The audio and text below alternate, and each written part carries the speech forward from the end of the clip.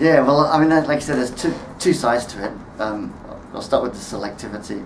And this is an issue that comes up again and again, but it's important to distinguish when we're talking about selectivity between the Security Council as a political body and the Secretariat. And often people don't distinguish between the two. I mean, my sense is that the Secretariat has been consistent and is consistent in the way it applies the principles and talks about the principles. And I'd reiterate what I said yesterday, that I think 2 years ago in the dialogue, Ed Luck, the Special Advisor for RtoP, made a point of saying to Member States, if you feel that we're not being consistent, if you think we are being selective, tell us, and we'll do what we can to correct that, because we are striving to be impartial and we are striving to be consistent. And the last that I heard from Ed on this was that no Member State had come and suggested that the Secretariat was being inconsistent. Now, the Security Council is, of course, a wholly different beast because, as I said before, it's a political body. So it will take up matters on a political basis. Now, the first thing to remember about the Security Council is the Charter doesn't require the Council to act on every issue. The Charter specifically says that parties should first of all try and resolve it themselves.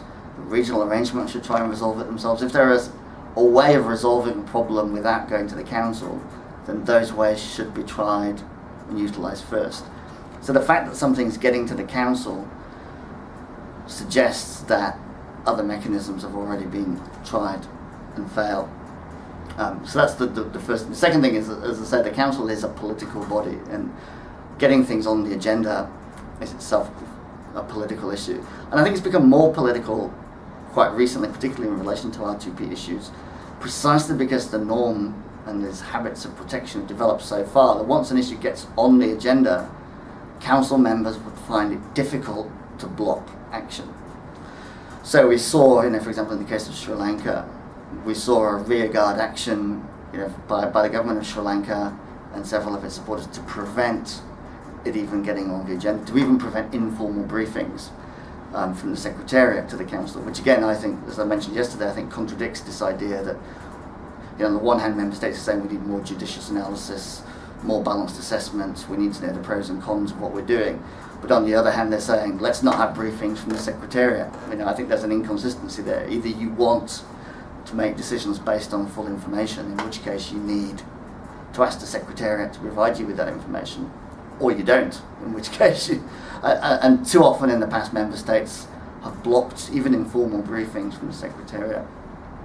So the whole issue of what gets on the agenda and how it gets on has become heavily political. And that's, I think, because once something's on the agenda, the Council finds it more difficult to not respond as things develop. But of course, even once something's on the agenda, the range of issues that the Council has to take into consideration when thinking about how best to respond is huge. So there are not just the immediate humanitarian issues, but there are issues about the sorts of measures that are likely to succeed, the likely negative consequences of different sorts of actions, for regional impacts that different sorts of actions might have, and the impacts on relationships within the Council itself and how that might affect its work on other issues. So there's a whole range of issues that the Council has to take on board. And that of course means that you get the appearance of selectivity. Then the final point, and I chose the words there really carefully, the appearance of selectivity, because consistency does not mean acting in the same way in every case. It would be simply daft to say that we should have a template, and what you do in South Sudan should be the same as what you would do in Lebanon, which would be the same as what you do in Haiti. Each case is so very different. The root causes of conflict, of deprivation, of human rights violations are always different. Where we're going in the scholarship on conflict and atrocities is to recognise those micro issues. Scholars have recognised when you look at micro studies, even of a case like Rwanda, where you have complete genocide, you still find within that villages that weren't touched, or villages that were touched later, or groups that were able to protect themselves. And you find then that there are different layers at which you're operating. And some of the critiques of what the UN and others have been doing in the DRC and why that hasn't been able to stem the violence there have really been levelled at the fact that we operate too much at the national level and haven't been able to understand and deal with local sets of conflicts and issues over land, access to water and other resources, historical grievances. So there really is, you be consistent, but being consistent doesn't mean everything has to look the same. What it should mean, though, is that we really do need to do much more analysis of situations themselves and to evaluate the likely effects of different proposed courses of action. Now, I think that's a job for the Secretariat. I think the Office of Genocide Prevention and RtoP is potentially well placed to do that. I think it doesn't have the capacity at the moment to do that. But it's also a role that I think civil society can play.